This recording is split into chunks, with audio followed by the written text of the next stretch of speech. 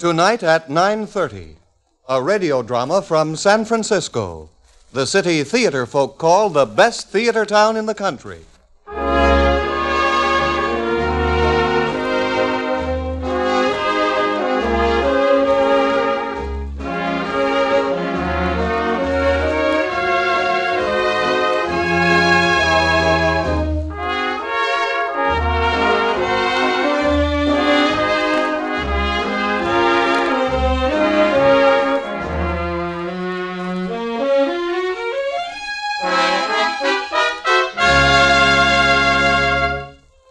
Our drama tonight is called The Revolution.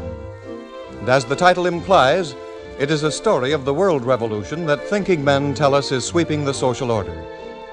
The scene is the living room of the Potter home on Russian Hill in San Francisco. It is Sunday afternoon, and Mrs. William Potter and her mother, Mrs. Henry Potter, are entertaining a guest. Of course, whether we approve or not, we've got to face the fact, don't we, Mr. Blanding? Indubitably. The world changes, and we must accept. Indubitably. We see evidence of it on every side. We go into a shop, and the help patronizes us, deigns to wait on us. The lower class has lost all sense of respect and propriety. Unquestionably. People crowd you on the streetcars and use vulgar language. In a word, Mr. Blanding, it is a revolution. Precisely. But of one thing I am sure. When this terrible war is ended, the world will return to normal again. There will always be an upper class and a lower class, the ruling class and the other class. Indubitably. What did you say, Mother? Indubitably. Exactly. May I give you another cup of tea, Mr. Blanding? Thank you. It's very delicious. Yes, we were fortunate in ordering a large supply from Ceylon just before the war commenced. The quality of the tea in the market today is so inferior. Everything is inferior. But one finds one must grow used to almost anything. Yes, indeed. Indubitably. What, Mother? I said indubitably. And yet I suppose we mustn't complain. We had a letter from dear John today. He's been in France and now Germany, as you know, for almost 2 years without a furlough. And he's so brave about it all. He writes, Mother, one can become used to almost anything. But 2 years, it really doesn't seem fair. John is a fine boy. You may well be proud of him. A real man. Well, if he isn't, they'll make one of him before he comes back. You mustn't mind, Mother. She doesn't mean anything. I'll have another cup of tea. Do you think you should, dear? I said I'll have another cup of tea. Then, of course, there's that other terrible aspect of this so-called revolution. The younger generation. Juvenile delinquency. One reads such shocking things in the newspapers. Words one would not speak aloud. Young girls, too. It's really very terrible. You've noticed, haven't you? Yes, indeed. Young girls were not that way when I was young. When I was a young man... Oh, just a moment, Mr. Blanding. I hear Ruth coming. We never discuss these things in front of Ruth. No. Ruth! Yes, Mother. I was just coming in. I've been to the library. How do you do, Mr. Blanding? My dear, you're looking very charming, young lady. Oh, you mustn't say such things to Ruth, Mr. Blanding. We don't believe in flattery. Rub your cheeks, child. You've got no color in 'em. Please, Grandma. Mother, I'm in luck. They had a copy of Virginia Woolf's latest book at the library. How fortunate. Did you get me Murder in the Canteen? Grandma, no. I was ashamed to ask for it. Ruth reads very good books, Mr. Blanding, an omnivorous reader, and I approve.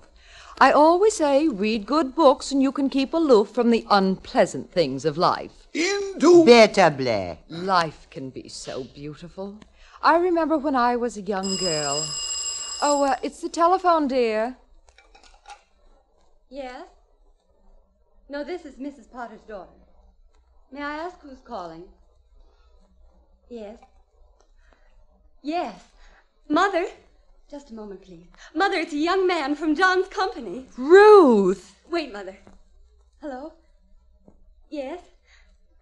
Yes? Mother, he's here on furlough. He wants to come and tell us all about John. Hello? Well, come over now. Have dinner with us. Oh, that would be so very nice. John's well, isn't he? Oh, that's splendid. Well, please come very soon. We're so anxious to hear everything.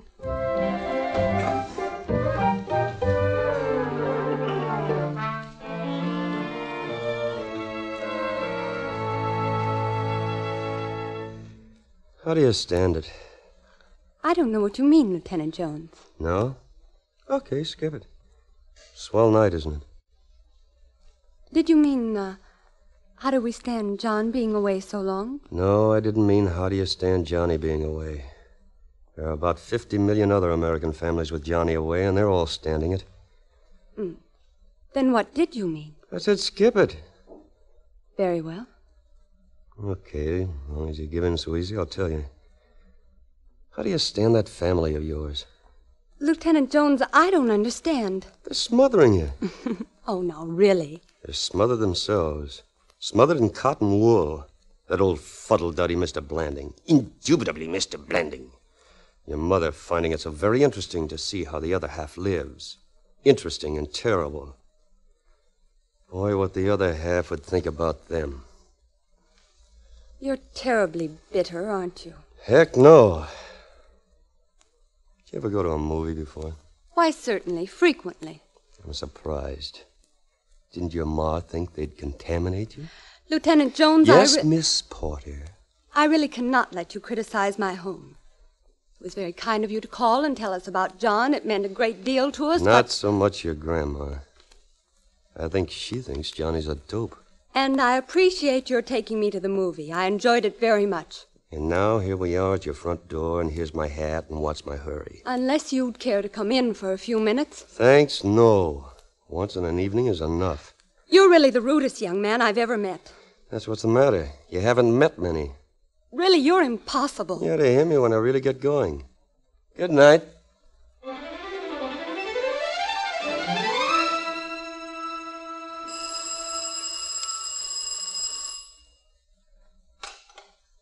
Yes? Miss Potter? This is Miss Potter speaking. This is Bill Jones. Oh. Good morning, Lieutenant Jones. I'm phoning to apologize. You didn't have to do that. I think I understand. I question that. But I do, having just come home. Now listen, don't start that. I was a heel, for which I apologize. How's your grandma? Why, my grandma's all right. I'll say she is. Give her my love. Thank you. And I do appreciate your phoning. It was thoughtful. Okay. How's the revolution? Lieutenant Jones, if you're going to commence that again, I'm going to hang up. Don't hang up yet. I've got something else I want to ask you. Are you listening? Yes. Well, how's about going out with me tonight?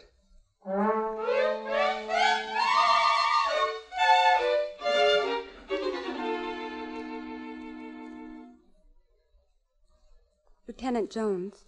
Remember what I told you? Bill. That's better. Why did you bring me here? I mean, why did you choose this particular little restaurant? Because it's quiet. Don't you like it? Very much, but... But you didn't think I would. You figured I'd like a place with bright lights and lots of people. Swing orchestra and a floor show. Maybe a bubble dancer. Did you ever see a bubble dancer? Certainly not. You should. It's quite an education. Thank you, I don't care for that kind of education. Yeah, your mother certainly wouldn't approve. And do you know you have beautiful eyes?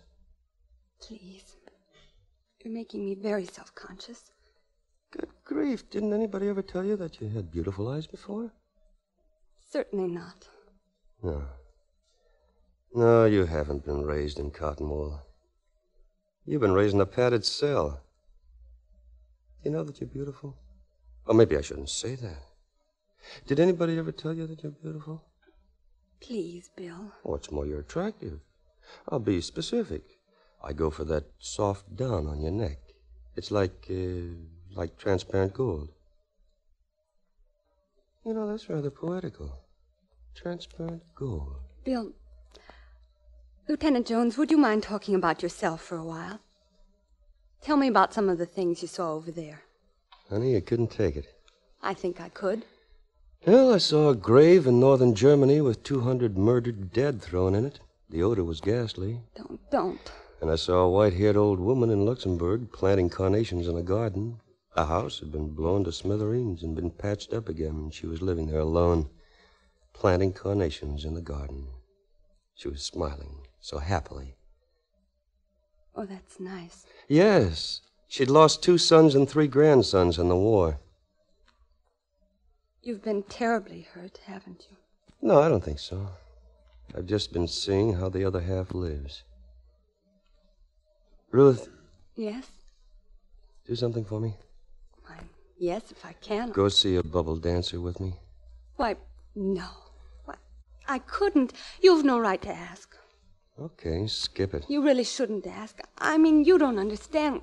People just don't do those things. I said skip it, didn't I?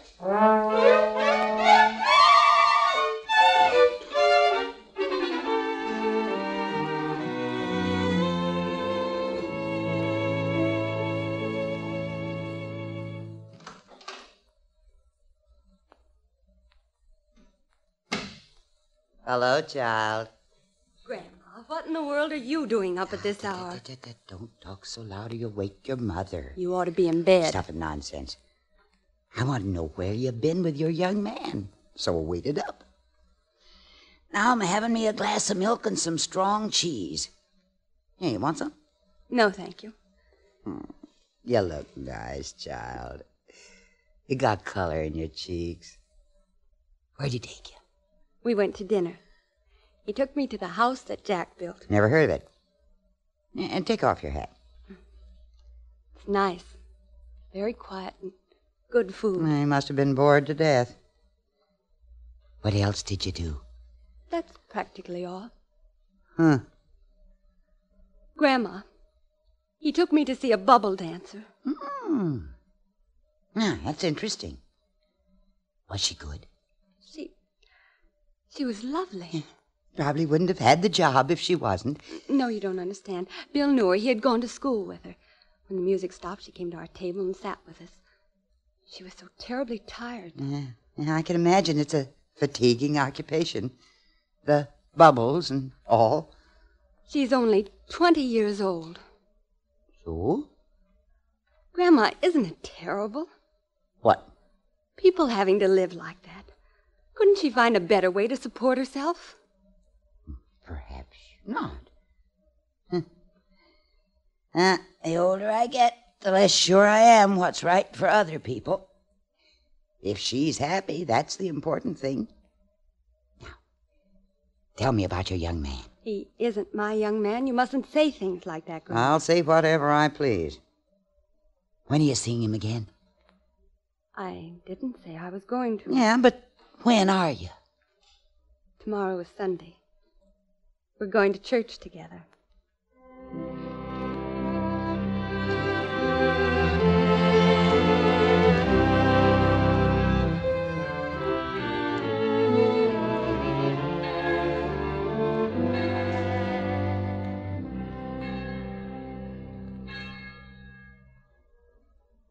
Well, Bill, I'm glad you and Miss Potter came. You know I wouldn't come to San Francisco without coming to hear you spout, Father. You're terrible, Bill. He has no respect for the cloth, Miss Potter. Exactly the same when he used to come out here to North Beach to Sunday school. He demoralized the school. Yeah, and I was the best teacher you ever had in the Bible class. Says you, my boy, says you. Says me. They never learned a thing from you. They learned that all men are human beings. Bill, I just can't picture you teaching Sunday school. There are many things that are hard to picture, Miss Potter. And the older I get, not that I'm old. 75. 70. The less I know which things are wise and which aren't. I taught them prayers. He told them jokes. But they never played hooky from his class. I suppose they don't have a great deal of pleasure. Just what do you mean by that? Well, poor neighborhood, poor people, many of them immigrants. My child, I've preached on Fifth Avenue in New York City, and I've preached in Bayswater in Boston, where the Cabots won't talk to the lodges. And I've never had a happier congregation than right here on North Beach. But they know so much suffering. Didn't you ever suffer? I don't believe so. You're unfortunate. Ruth, what Father O'Connor means I is mean that everybody, no matter what their station in life, has his share of suffering and of happiness. It's the fortunate ones that can enjoy the full measure of their happiness. Here now, I'm preaching a sermon again, and it's time for my dinner. Will you join me? We'd love to. But we're not going to. I'm showing Ruth the city. She's lived here all her life and didn't know there was a city at her front door. I've a roast of lamb today. You should think more of your parishioners and less of your stomach. And what's more, you don't even know how to carve a leg of lamb. If you showed some respect for my 70 years, I wouldn't have to box your ears so often. The last time you did it, I put you flat on your back. Nah. Yeah. Come on, Ruth, we're going places.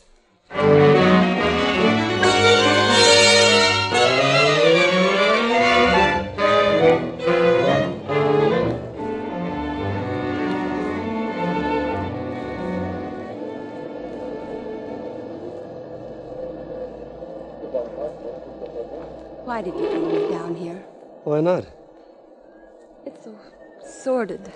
What did you expect to find on Skid Row? Persian carpets? But all these men, they look so terribly down and out. Don't let them hear you say that. But many of them are, Bill. Sure.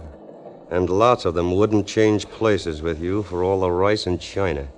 But they shouldn't have to live in such a terrible district. Maybe I can arrange to have a bunch of them move in with you. And your ma. Please don't be sarcastic, Bill. Don't worry, they wouldn't go. Look, honey. Excuse me. Look, Ruth. The only tragedy you don't see on the surface down here on Howard Street is loneliness. That's the most tragic thing in the world, loneliness. And it's worse than Sundays. Unless your day off is some other day. Sunday, you just stand on the sidewalk and wait for the day to end. Lean against a pole and wait. You don't know what for. You just wait. It's bad. It's rotten. But they could go to movies. They could go to the library or to the park. Looks like you're going to try to revolutionize the world, sister. Well, let's go.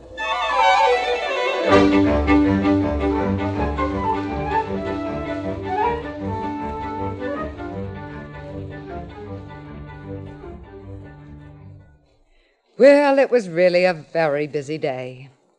Ruth, dear, are you listening to me? Yes, Mother. You're such a strange child. You just live in a world apart, don't you, darling? Always dreaming. I'm sorry. I was thinking, Mother.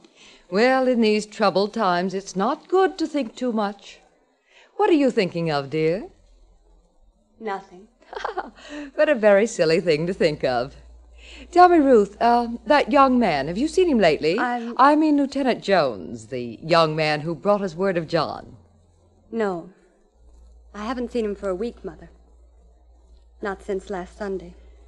Well, I think it's just as well. Why do you say that? I don't know, dear. We know nothing about him, his background, his family. His father is a farmer in the San Joaquin Valley. Really? Oh, interesting. Farmers are very worthy people. But as I say, one must be careful. One cannot afford to let strangers get on too friendly a basis, can one? No, Mother. Although I was glad to see my little girl have company. You're alone too much. I think I must invite some young people in. It's so long since you've had a party. Would you like a party, dear? What kind of a party, Mother? Well, let me see now. I understand folk dancing is very popular. We might have an old-time orchestra and dance some native peasant dances. I don't like to see you so quiet, dear. You've hardly spoken all week. Oh, will you answer the phone, darling? Yes. Oh, yes. Oh, I'd love to. Yes. I think that would be very nice, Lieutenant Jones.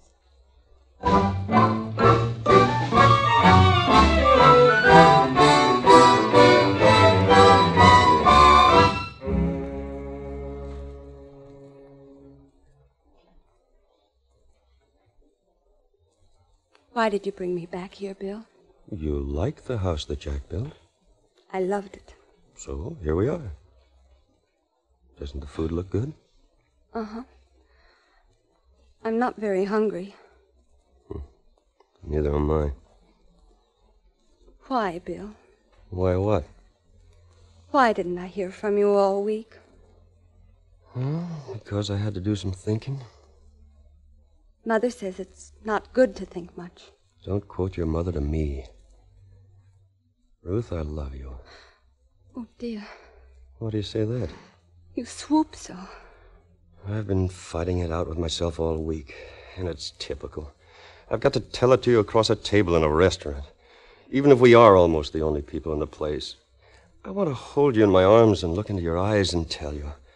I want to squeeze the life out of you. Couldn't we go some other place, Bill?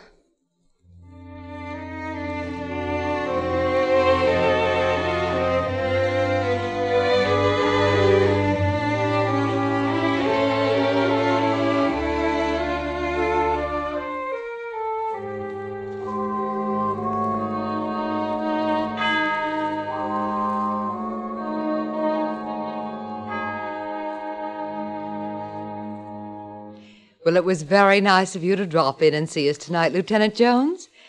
You know, there's so much more I want to know about John. And I know you're busy. After all, this is your furlough, and there's so many things a young man wants to do. You've been so kind to my little girl, too. We all do appreciate it. Mrs. Potter, I love Ruth. Yes, she's a dear child. What did you say, Lieutenant Jones? I love Ruth. We want to be married, Mother. Ruth, please do not interrupt. Lieutenant Jones, I feel you've taken advantage of us. We've welcomed you into our home naturally. But Ruth is a child, you don't realize. Mother, I'm 20 years old. Ruth is a child. Dear, I think you'd better leave us for a few minutes. Lieutenant and I are going to have a very serious talk. If you don't mind, Mrs. Potter, I have a feeling that inasmuch as the talk concerns Ruth, she should be here. I'm afraid that is a decision for me to make, Lieutenant. I'm staying, Mother. Ruth! You don't seem to realize, Mrs. Potter. We're really in love. I question if either of you know the meaning of the word. But we'll not go into that. Lieutenant Jones, I'm going to be very frank with you. We Potters are a very old, I won't say distinguished, but a very old family. Mm-hmm. So are we Joneses. My father and my grandfather, my great-grandfather were all farmers. Whoops, so was my grandfather. Mother, please. Oh, don't try to shush me, Clara. When I have something to say, I say it. So you two children are in love. Well, when are you going to get married? They are not going to be married. Ah, don't be absurd, Clara. You ought to have your ears boxed. If they're in love, of course they're going to get married. How can they know they're in love? Huh? You married your husband? William and I were betrothed for 2 years before our nuptials, and we hardly even kissed in all that time. Oh, how terribly dull. William always was dull. Just like John. Mother. Oh, now don't try to stop me, Clara. You can't anymore, and you can stop those two. You brought Ruth into this world, and now she's got a right to live her own life and even make mistakes if she wants to. We're not making a mistake, Mrs. Potter. No. No. You don't look to me like the kind that makes mistakes. This is what I've been saying all along. It's a part of the revolution that's sweeping the world. I am only Ruth's mother. I have nothing more to say. Ruth, where are you going? Where are we going, Bill? If you don't mind, Mrs. Potter, we're going out. I want to show Ruth a revolution.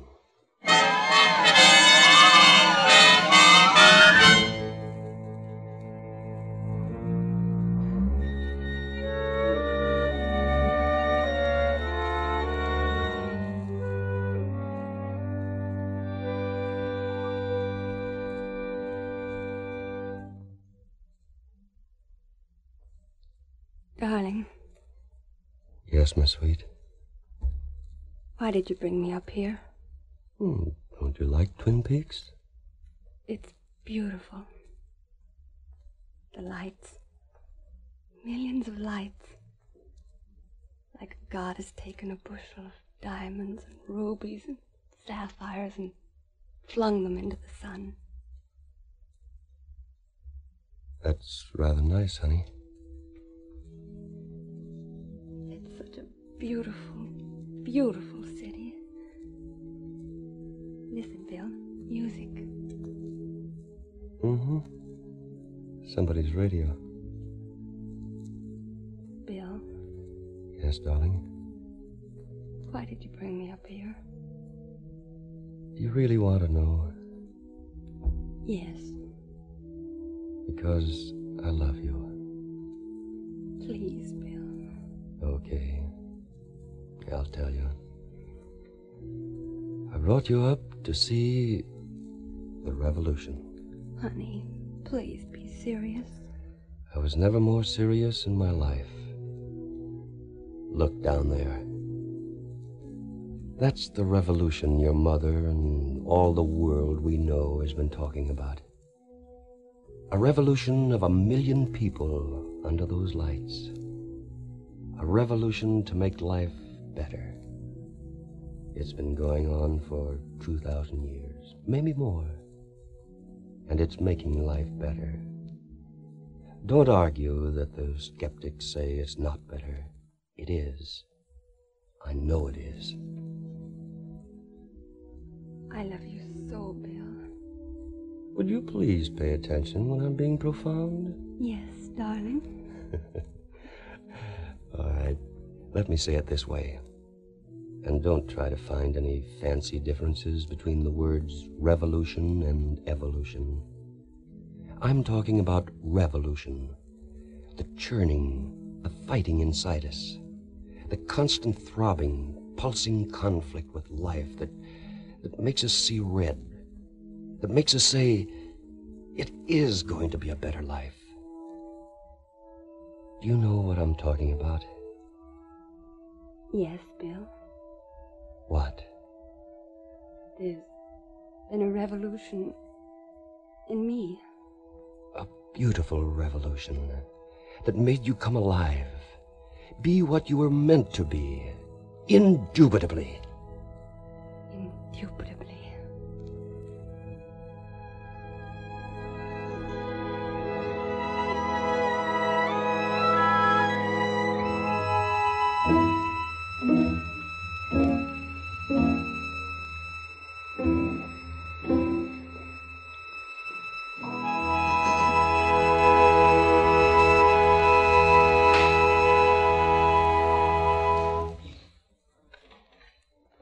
You have just heard the radio drama The Revolution, written and directed by Samuel Dixon in the KPO repertoire tonight at 9:30. The cast included Carrie Burdick as Mrs. Henry Potter, Yvonne Patey as Mrs. William Potter, Phyllis Newman as Ruth Potter, Everett Glass as Mr. Blanding, Lou Tobin as Father O'Connor, and Ray Lewis as Lieutenant Bill Jones. The music was arranged and directed by Carl Kalash.